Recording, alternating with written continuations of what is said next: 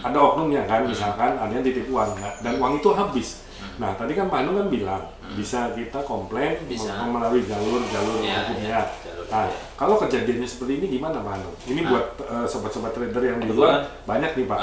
Kalau di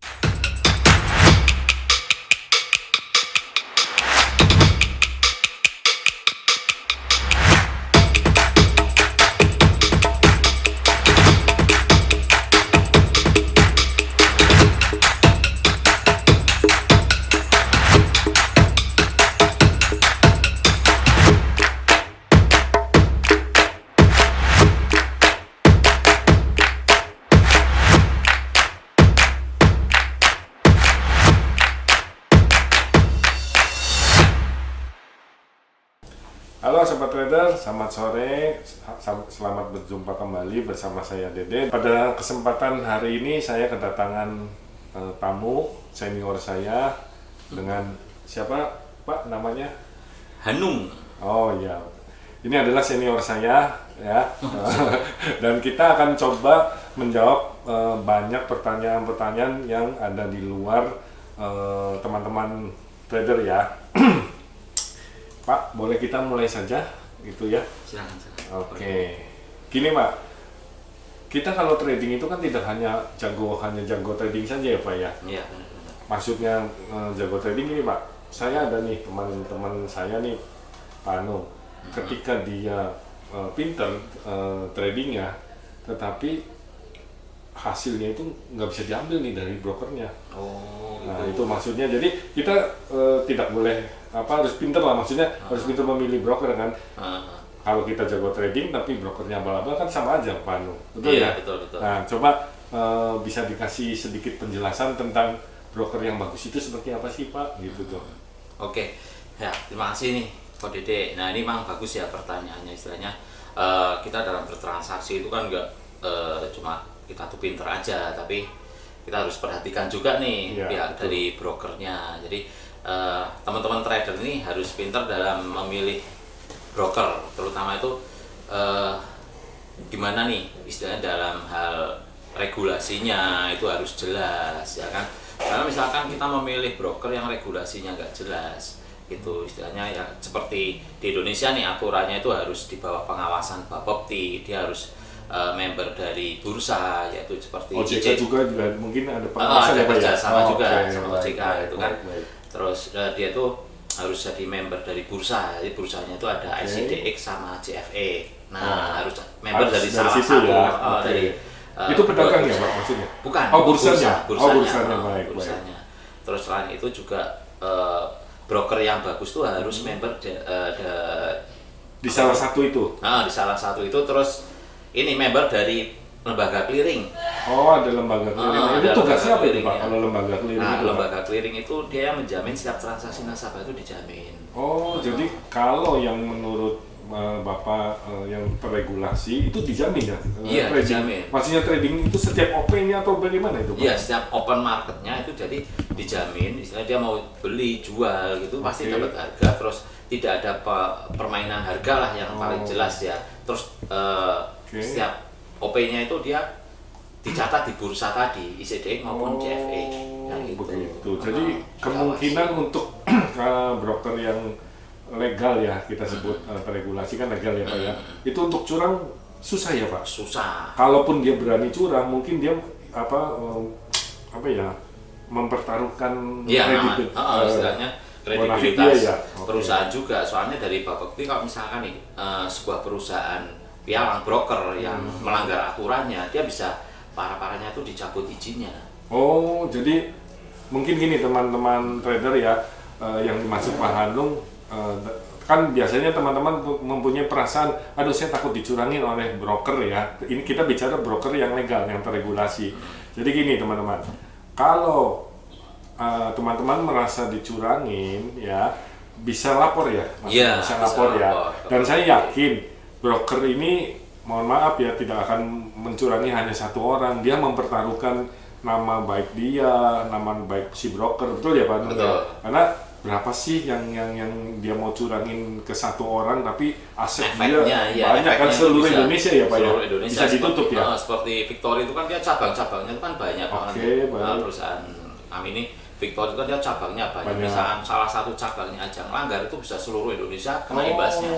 Nah gitu. Ya, jadi untuk sobat trader jangan terlalu berpikiran bahwa semua broker itu curang ya. Memang kita mungkin kena efeknya ya Pak Hanung ya. Mungkin broker tempat lain yang curang tapi efeknya ke tempat apa? Ya kalau kita sih paling jadi image-nya perusahaan broker gitu. Tapi kalau misalkan ini salah satu dari cabang PT Victory itu yang melakukan pelanggaran itu seluruh cabang Victory kena semua, sampai pusatnya bisa dicabut izinnya gitu. Oke, itu yang terparah cabut izin. Tapi biasanya ini ya Pak, ada penyelesaian. Ada gitu. Kalau untuk penyelesaian misalkan nih jelek-jeleknya taruhlah ada pelanggaran atau apa itu kalau misalkan broker yang resmi itu nanti untuk mengurus dana-dana para trader itu dia lebih mudah.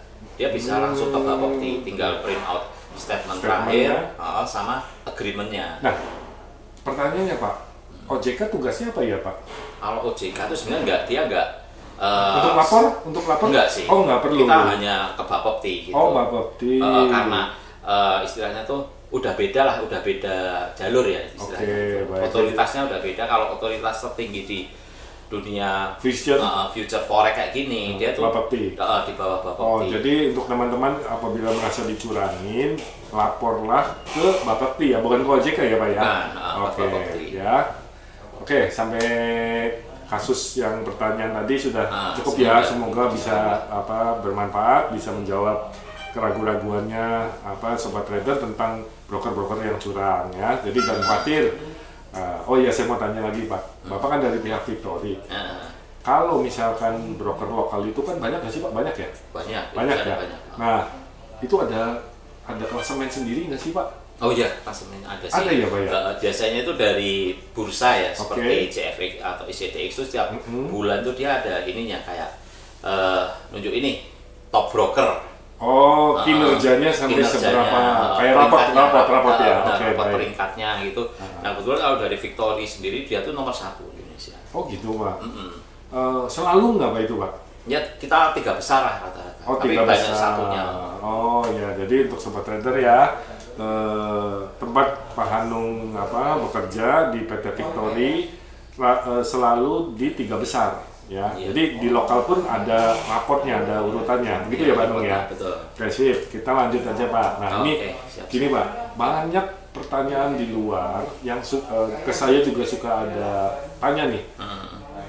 Bapak tahu yang namanya stop hunt ya Pak ya, stop hunter ya teman-teman pasti sering dengar lah ya. Jadi ketika harga disupport di resist kita pasang stop lossnya ya Pak ya. Nah dia hanya menjemput, terus dia kembali lagi. Itu sering sekali Pak terjadi.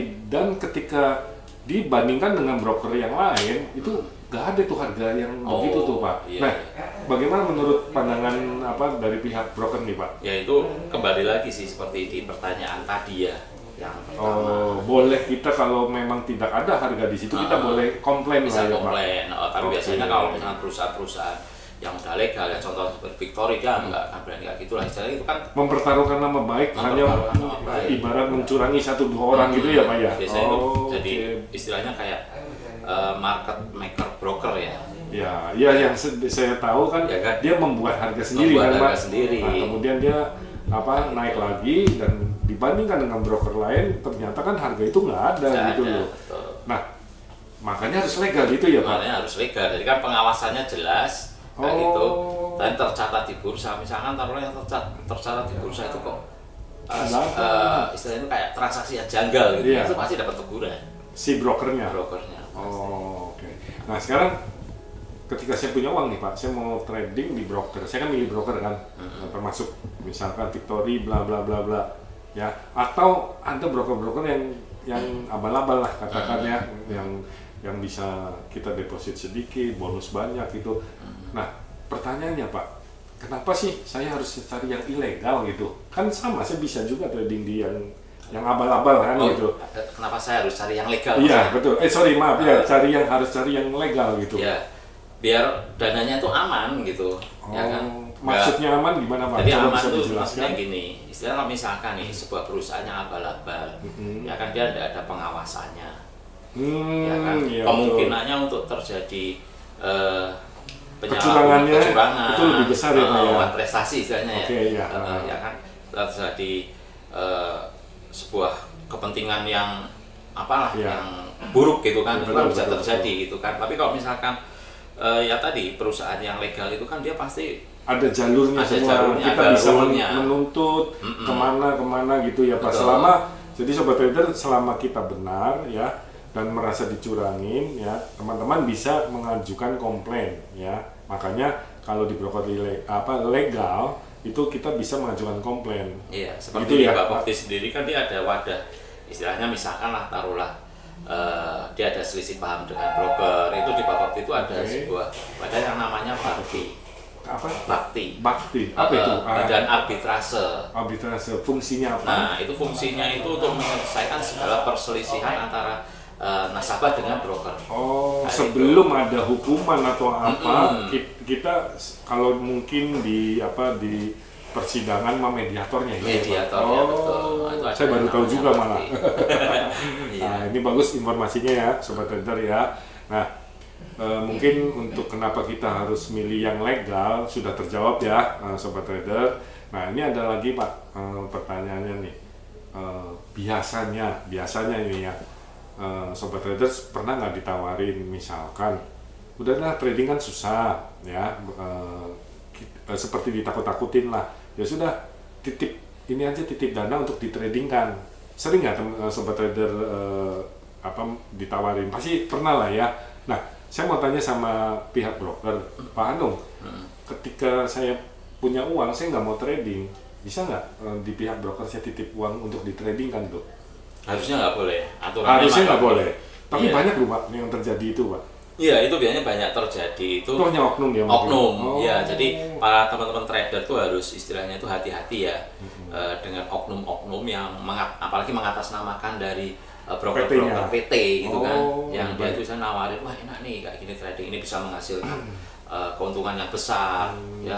Dia nggak menjelaskan tentang resiko-resikonya, hanya iming-iming aja lah, enak-enaknya aja kan, angin surga yang dikasih. Nah, kalau misalkan yang sudah terjebak nih masuk nih Pak, kan uangnya habis nih.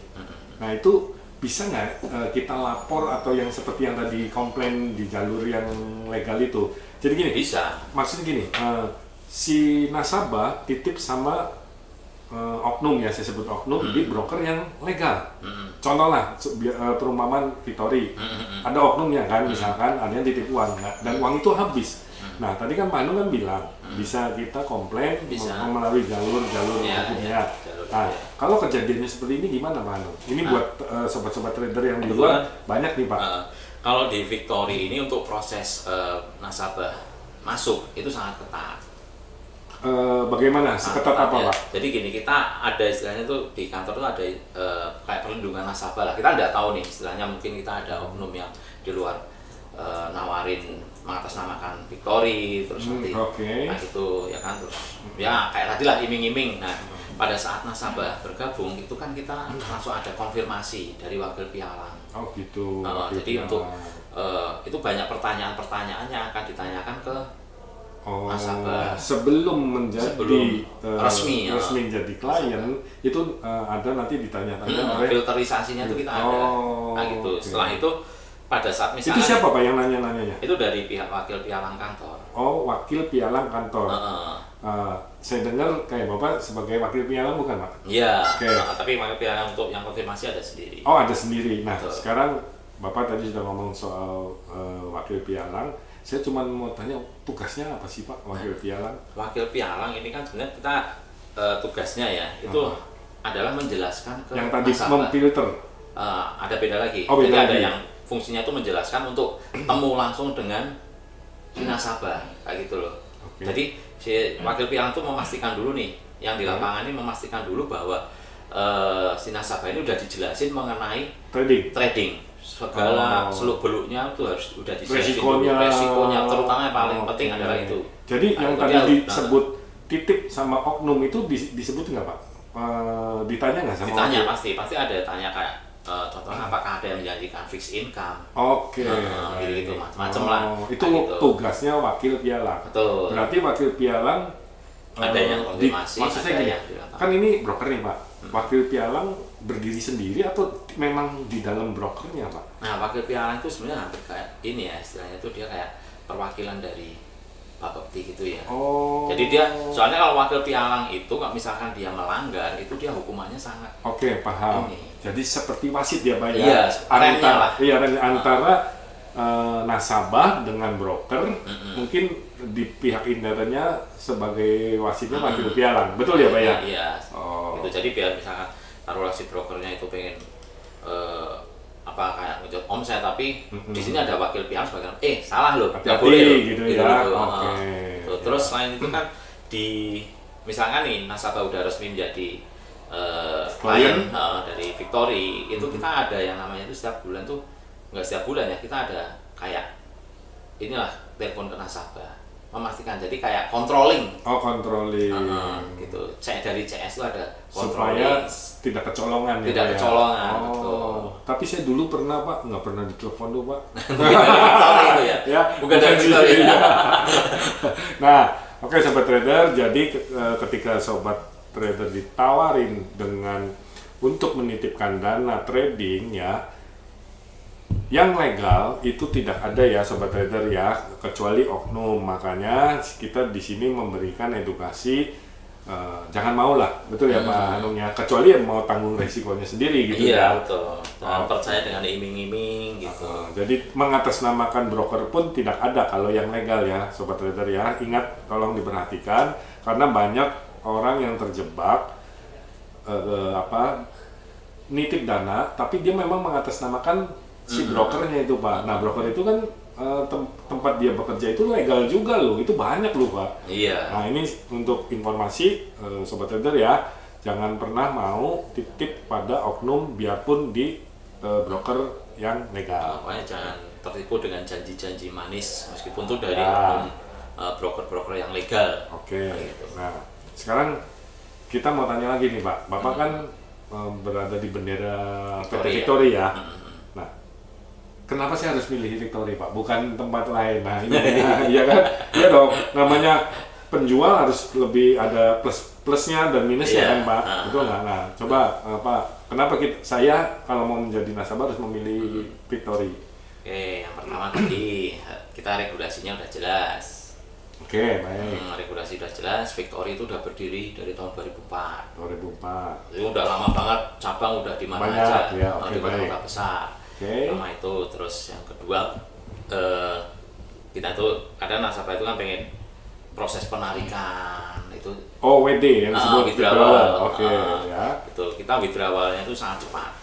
Pokoknya sebelum jam Seberapa 12. cepat Pak? Jadi sebelum jam 12 siang misalkan si nasabah itu melakukan penarikan dana, Oke. jam 2 atau jam 3 sore itu udah masuk rekening. Oh, jadi gini sobat trader. Jadi ketika trading di Victory, Anda melakukan withdrawal apa WD ya sebelum jam 12 siang, dianggap hari itu akan cair gitu ya Pak. Kecuali kalau setelah jam 12 hari esoknya. Hari esoknya cairnya pagi apa sore Pak? Siang. Oh, siang ya. Oke. Karena diurus hari esoknya itu kayak Baik. jam clearing bank sih ya. Jam clearing Pak. Oke. Terus selain itu Kemudian apa lagi Pak kelebihannya? kita tuh variasi produknya itu sangat beragam. Di forexnya itu kita ada banyak major, cross rate, emas, oil, perak, nah gitu. Terus indeks ya. Asia maupun Amerika. Oke, baik. Itu terus kita memfasilitasi para nasabah nih, misalkan dia pengen belajar, pengen edukasi, kita juga memfasilitasi masalah servis lah yang dibutuhkan nasabah itu apa, nah gitu. Terus misalkan nih nasabah ada yang mempunyai aplikasi apa itu IE ya. Oh, robot ya, robot. Itu bisa juga. Bisa dipakai Pak? Bisa dipakai. Apapun robotnya, teknik apapun Cuma bisa. yang penting support dengan platformnya aja. Oke, ya sobat trader, jadi yang Terus penggemar tanpa dealing juga. tanpa dealing ya. Oke, masih tanpa dealing gimana nih Jadi Pak? kita nggak untuk transaksi itu bisa langsung online tanpa harus Oh, gitu. baik. Jadi ya sobat trader yang penggemar pemakai robot atau IE juga bisa trading di Victory ya, Pak Hanung ya. Nah, Kayak kita tutup itu masalah kelebihannya ya, Ya. Pak Hanung. Nah, sekarang ada pertanyaan lagi nih. Saya sering ditanya sama sobat-sobat trader di luar, bagaimana sih saya suka ditawarin fixed income. Contoh yang lagi rame lah ya sekarang tuh ada yang namanya itulah ya, saya nggak boleh nama sebut nama. Dia katanya menyebutkan satu hari Bisa dapat 1% gitu. Nah, menurut Bapak gimana ini bisa menjanjikan itu? Apakah masuk akal nggak itu? nggak masuk akal sih. Kalau saya ditawarin Masuk akal. seperti itu, Oke. ya harus tolak. Sekarang bisnis apa sih yang bisa langsung memastikan dia berapa persen Oh, dalam sehari ya gitu. Apalagi ini namanya market, ya Pak ya. Namanya market itu kan sesuatu yang unpredictable. Jadi kita tuh hanya bisa manajemen resiko, ya kan. Namanya bisnis kan emang manage siapa ya? manage resiko, ya Oke. kan. Semua bisnis lah, Iya. gitu. Itu kan bisnis itu kan manajemen resiko. Jadi misalkan ada yang menjadikan fixed income, ya tolak aja. Oke, saya agak paham arahnya Pak Hanung begini Sobat Trader. Jadi kenapa mereka menjanjikan fixed income? Contoh ya misalkan 1% satu hari. Secara logik nih ya Sobat Trader. Kalau saya nih Pak, saya pribadi ini sih 1% satu hari. Nah, Sobat Trader bayangkan market itu satu hari bisa 10-20% padahal, Iya. ya kan? Tapi ingat bisa loss juga segitu, 10-20% ya. Iya, Nah, betul. kenapa mereka menjanjikan 1%? Iya kalau lagi profit. Nah, kalau lagi loss itu bagaimana? Itu ya secara logika begitu Sobat Trader. Ya, semoga bisa membantu menjawab ya. Kita langsung Pencerahan. pertanyaan selanjutnya ya Pak Hanung. Nih, Pak Hanung, ada yang bertanya lagi sama saya tentang robot nih. Broker yang Pak Hanung kerja itu menyediakan nggak robotnya? Kan tadi bisa dipakai robotnya. Nah, ada nggak di tempat Bapak untuk saya mau belilah? Di tempat kami Victory tidak menyediakan. Oh, tidak menyediakan. Karena memang fungsinya nggak boleh mungkin ya Pak ya? kembali fungsinya kita hanya penyalur amanat nasabah Iya. aja. Hanya Bursa. penyambung ke market. Bursa. Oke. Jadi Sobat Trader kalau ingin beli di broker yang nggak ada gitu Iya. ya. Kecuali di luar ditempel Iya, bisa ya Pak bisa. ya. Oke. Nah, sekarang gini Pak. Ini yang sangat paling banyak orang bertanya dan membandingkan nih Pak. Ya. Saya kan tahu banyak broker-broker dari luar masuk nih ke Indonesia nih Pak, ya. Dan ketika yang legal, yang terregulasi juga sama jualannya, ya kan Pak, future. Nah, perbedaannya nih kalau yang legal itu ada komisi nih Pak. Tapi kalau yang di luar tuh kalau yang disebut free komisi. Nah, itu gimana nih Pak? Gimana bersaingnya gitu loh Pak? Dan apa sih kelebihannya? Kenapa ada komisi itu Pak? Jadi gini ya, istilahnya kalau kenapa sih perusahaan luar itu dia biasanya free.com, nggak ada komisi, itu ya karena pertama dia masuk ke Indonesia itu nggak hanya sebagai IP aja ya. Oh, Introducing sebagai IP bukan brokernya berarti ya Pak? Introducing aja perkenalan itu dia tidak ada kantornya, dia tidak menjadi anggota bursa di Indonesia. Karena tidak terregulasi. Iya, nggak ada Oke, regulasinya di baik. Indonesia gitu kan. Jadi kayak istilahnya misalkan kita menetap di suatu tempat kan harusnya emang Izin dulu ya? RT, RW Oh iya, gitu kan. benar. Nah, kayak gitu. Nah, kalau misalkan broker lokal yang terregulasi itu emang ada komisinya karena kita ada kantornya, ada fisiknya ada. Oke, Ya kan? baik. Nah, Perlu biaya perlu ya? biaya. Oh, intinya di operasional, situ. pelayanan, kita member bursa juga. Nah, Perlu gitu kan. ada pembayaran mungkin ya Pak ya? Gitu, iya. Oke, jadi Sobat Trader, komisi ini jadi tidak hanya melulu dimakan, ya kalau saya boleh ngomong dimakan oleh broker. Iya. Karena ya tadi, gimana broker Kita bisa ada bayar hidup. karyawan juga yang Nah, menyediakan itu. fasilitas tadi kan, Betul. pelayanan analisa gitu Betul, ya kan kita butuh bayar mereka apa gitu. kebutuhan untuk karyawannya, mungkin ke bursa atau apa saya juga nggak tahu, juga ada mungkin Iya. ya hitung-hitungan begitu ya Pak ya. Jadi Sobat Trader, bagi saya ketika yang legal itu tidak ada komisi, malah saya takut. Karena apa? Karena ya itu tadi, bagaimana dia mau membayar karyawannya, apa operasional perusahaan lah. Iya. Sedangkan nggak ada untungnya kan nggak mungkin. Betul. Betul ya. Nah, Jadi istilahnya kan kita bayar dikit tapi dana aman kan lebih bagus, kan? Oke, Gitu. sip. Semoga bisa menjawab pertanyaan-pertanyaan antara komisi dan Trikom ya. Sekarang kita lanjut pertanyaan berikutnya, Pak. Gini, broker yang legal, contoh Victory dan kawan-kawannya, gitu ya Pak ya. Saya pernah mengalami sendiri nih Pak. Ketika trading di emas, harganya ada yang berbeda loh Pak. Di saat yang sama. Nah ini gimana ceritanya Pak? Mungkin sobat trader di luar juga sama, suka komplain. Kok saya harganya sekian, ini kok beda 1 poin loh. Nah itu bagaimana coba Pak? Saya juga mau tahu nih. Nah itu perbedaan harga di setiap broker itu pasti wajar ya. Itu hal yang wajar. Jadi tergantung dari mana nih pedagangnya si broker itu. Kan karena kalau transaksi forex mah sifatnya bilateral. Bilateral itu berarti sesama pedagang, bukan sesama pemain.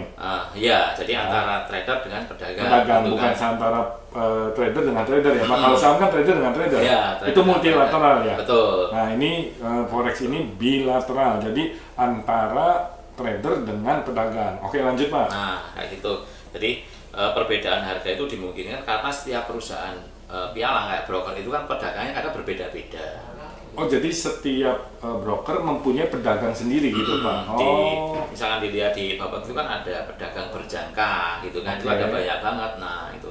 Nah kalau Victory sendiri kemana Pak pedagangnya? Kita di real time forex. Real time forex. Ada yang lain nggak Pak? Kalau boleh tahu saya juga baru dengar.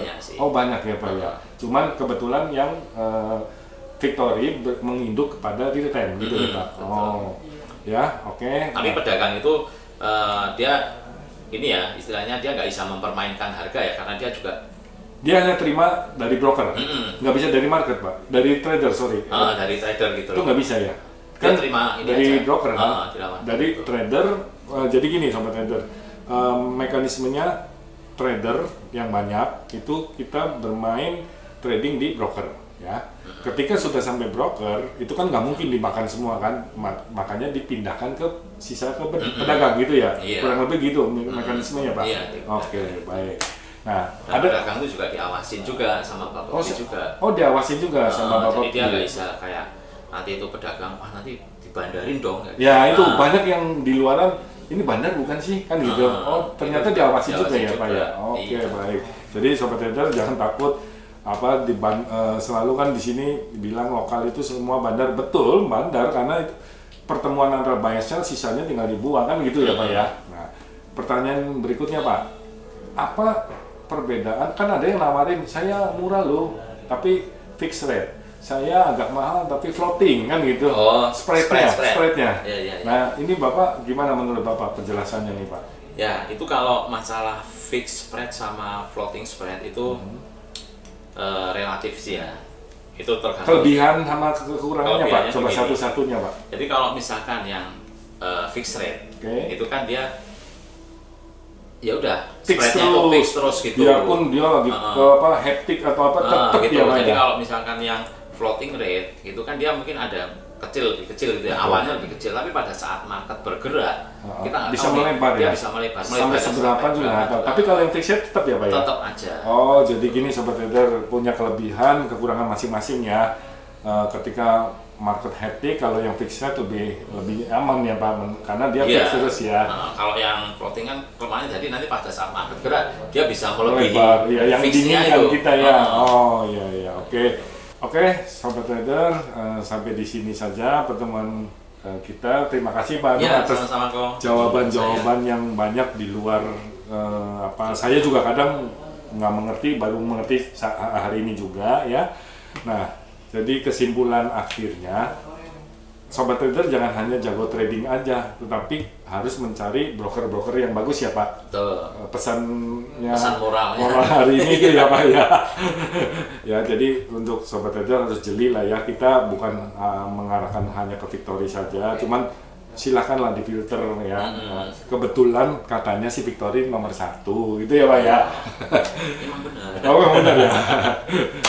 Dan sampai di sini saja sobat trader, terima kasih atas waktunya. Jangan lupa subscribe, like dan komen kalau ada yang ingin ditanyakan, dan satu lagi share juga. Oke, happy trading. Bye bye.